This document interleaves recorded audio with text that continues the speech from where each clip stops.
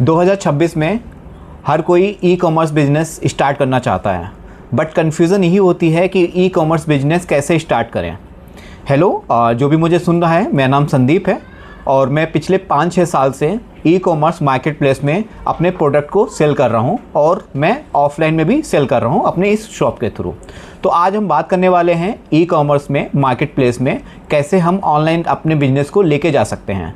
तो आज मैं बताऊंगा कि जो लोग बिजनेस करना चाहते हैं कैसे वो अपना बिजनेस ऑनलाइन ला सकते हैं, क्या क्या डॉक्यूमेंट की रिक्वायरमेंट होती है और कैसे वो इस चीज़ को कर सकते हैं।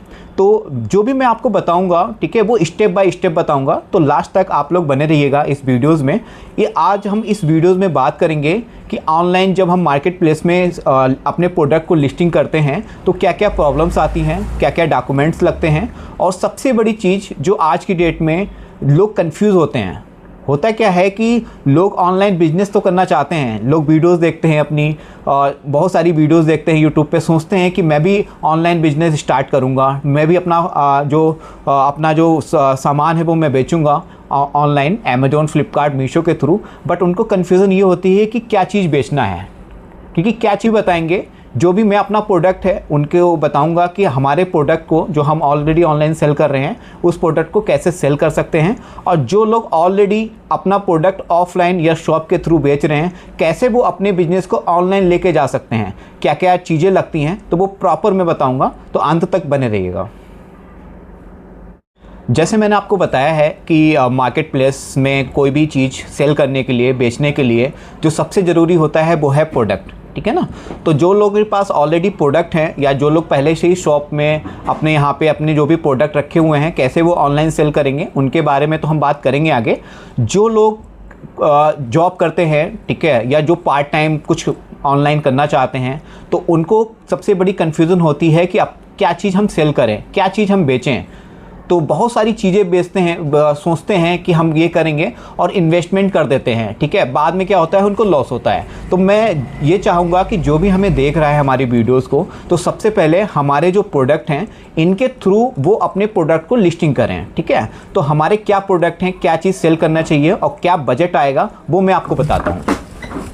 तो सबसे पहले मैं दिखाना चाहूँगा यहाँ पे, अगर आप देखेंगे तो हम जो सेल कर रहे हैं वो ये कप हैं, ठीक है। तो आप भी इसको कर सकते हैं, ठीक है। मात्र इसका जो सेटअप है वो 30,000 में आता है। तो जो लोग भी करना चाहते हैं, जिनके पास प्रोडक्ट नहीं है, वो सोचते हैं कि ऑनलाइन में कौन से प्रोडक्ट को सेल किया जाए, तो मेरा सजेशन ये रहेगा जो मैं कर रहा हूँ उस चीज़ को वो करें। मात्र 30,000 में ये सेटअप तैयार हो जाएगा, जिसमें सिर्फ 2 चीज़ें वो कर सकते हैं। एक तो मग हो गया, ठीक है, जैसे प्रिंटेड हो गया, 15 ईयर्स एनिवर्सरी है, तो इस टाइप से कर सकते हैं। कस्टमाइज़ के लिए मैं सजेशन नहीं दूंगा। जैसे आप देख सकते हैं, अगर कोई भी शॉप ओपन करना चाहता है कस्टमाइज़ गिफ्टिंग के लिए, उसके लिए मैं अलग से वीडियोस बनाऊंगा, वो आप देख लीजिएगा, ठीक है, जिसमें हम कस्टमाइज़ में कस्टमर से फ़ोटोज़ लेते हैं, फिर उन फ़ोटोज़ को हम यहाँ पे प्रिंट करते हैं। ये टास्क काफ़ी बड़ा हो जाता है अगर हम ऑनलाइन में करते हैं, तो उसमें हम नंबर्स भी ऐड नहीं कर सकते हैं, ठीक है। तो बहुत सारी वजह हैं। अगर बल्क में अगर ऑर्डर्स लाना चाह रहे हो तो कस्टमाइज़ में थोड़ा पेचीदा हो जाता है वर्क। तो इसलिए मेरा सजेशन ये रहेगा कि अगर आप करना चाहते हैं, कोई प्रोडक्ट नहीं है आपके पास, तो इस कप को आप कर सकते हैं। इसमें 1 ईयर्स टुगेदर, हैप्पी एनिवर्सरी, इस टाइप से कर सकते हैं। सेकेंड में आपको दिखाना चाहूँगा यहाँ पे ये टी शर्ट्स हैं, ठीक है, बच्चों की भी हैं, बड़ों की भी हैं, तो अब आप टी शर्ट कर सकते हैं। तो 2 चीज़ों पे मेरा रिकमेंडेड रहेगा, जिनके पास प्रोडक्ट नहीं है वो या तो कप को सेल करें या तो टी शर्ट्स को। और इसका जो सेटअप है मैं दिखा दूँ यहाँ पे। तो अगर आप देखेंगे यहाँ पे ये कप है, इसका कॉम्बो आता है, ठीक है ना। तो मैं दिखा देता हूँ कि इसका जो कॉम्बो है वो भी मैंने ऑलरेडी वीडियो बनाई हुई है कि इसका सेटअप कितने का आता है, कैसे इस सेटअप को परचेस करते हैं, वो भी मैं बताऊँगा। तो अगर कोई भी करना चाहता है, यानी कि कोई भी प्रोडक्ट जिसके पास नहीं है, तो वो इन प्रोडक्ट को कर सकता है। लगेंगे वो मैं आपको बता देता हूँ। बहुत से लोग ऑनलाइन मार्केट प्लेस में लिस्टिंग करना चाहते हैं, मतलब अपने प्रोडक्ट को ऑनलाइन सेल करना चाहते हैं अमेज़ॉन, फ्लिपकार्ट, मीशो के थ्रू, बट वो कंफ्यूज रहते हैं कि क्या क्या डॉक्यूमेंट्स लगेंगे। तो मैं आपको बता दूं, इसमें डॉक्यूमेंट्स में सिर्फ GST लगेगा, ठीक है, और आपका करेंट अकाउंट। तो जब मैंने अपना स्टार्ट किया था बिजनेस, तो मैंने भी जीएसटी के लिए अप्लाई किया था, मैंने खुद से किया था। तो मेरा सजेशन ये रहेगा कि आप खुद से जीएसटी को अप्लाई मत करें। जीएसटी का कोई चार्ज नहीं होता है, आप नज़दीकी सीए या वकील के थ्रू जाएं, उनको जीएसटी के लिए अप्लाई करवाएं। इसका जो अमूमन चार्ज होता है अलग अलग रहता है, जो भी सीए का, जो भी वकील का चार्ज होगा। मैंने जब किया था तो हमने 1000 से 1500 रुपीज़ दिए थे सीए को। तो एक तो जीएसटी हो गया, जब आपका जीएसटी नंबर आ जाए, और उसके बाद में आपका एक करेंट अकाउंट लगेगा, ठीक है। और इन दोनों के अलावा भी एक सबसे इम्पोर्टेंट चीज़ है, वो है आपका फर्म का नाम। तो सबसे पहले आप माइंड सेट कर लीजिएगा कि आपको नाम क्या रखना है। कोई एक यूनिक नाम रखिएगा जो मार्केट प्लेस में मैच ना खाता हो, तो वो जो नाम है वो काफ़ी इंपॉर्टेंट रहेगा। तो ये आपका एक फर्म का नाम हो जाएगा, ठीक है। और उसी नाम के थ्रू आप एक मेल आईडी क्रिएट कीजिएगा, और जीएसटी जैसे मैंने आपको बताया है नज़दीकी वकील सीए के थ्रू आप अप्लाई कर सकते हैं। उसके साथ साथ में जैसे आपका जीएसटी आ जाएगा, फिर आपका करेंट अकाउंट भी खुल जाएगा। आप कहेंगे करेंट अकाउंट में भी हमें ज़्यादा चार्ज देना पड़ेगा, ऐसा कुछ नहीं होता है। आप चाहें तो सेविंग अकाउंट से भी कर सकते हैं, ठीक है ना। बट सेविंग अकाउंट अगर आप सीरियस हैं, ठीक है ना, अगर आप बिजनेस लॉन्ग टाइम के लिए करना चाहते हैं, तो मेरा सजेशन ये रहेगा कि आप करेंट अकाउंट को ही अटैच करें जीएसटी के साथ जब आप मार्केट प्लेस में जाएं, सेविंग अकाउंट के साथ मत जाएं, ठीक है ना। और एक चीज़ आपको बता दूं, अभी आपने कई बार सुना होगा, देखा भी होगा, ठीक है ना, वीडियोस के थ्रू, कि आप बिना जीएसटी के भी अप्लाई कर सकते हैं, यानी बिना जीएसटी के भी आप ऑनलाइन सेल कर सकते हैं, जैसे मीशो पे।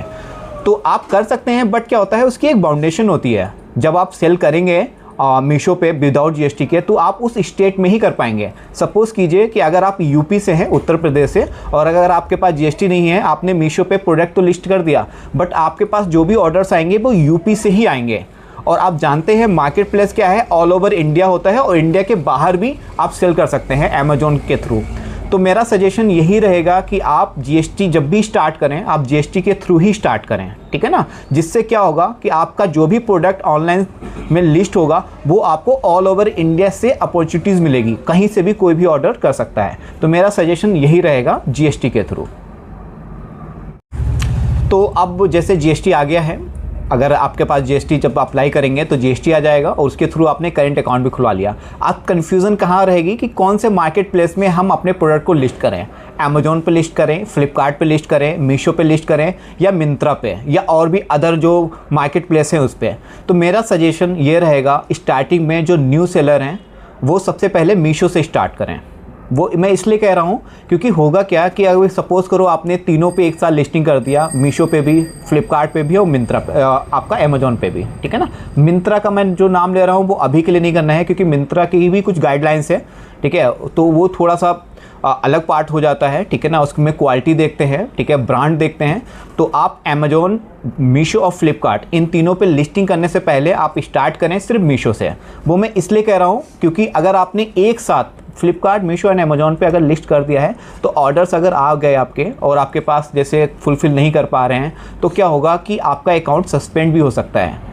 और मीशो से सिर्फ अगर आप स्टार्ट करेंगे तो क्या होगा, आपको सीखने को भी मिलेगा। जैसे लिस्टिंग कैसे करते हैं, आपने सपोज़ करो मीशो पे फर्स्ट लिस्टिंग कर दी, सेकंड लिस्टिंग कर दी, कैसे ऐड चलाना है, कैसे कैंपेन रन करना है, तो आप धीरे धीरे करके क्या होगा, आप सीखेंगे मीशो पे, ठीक है।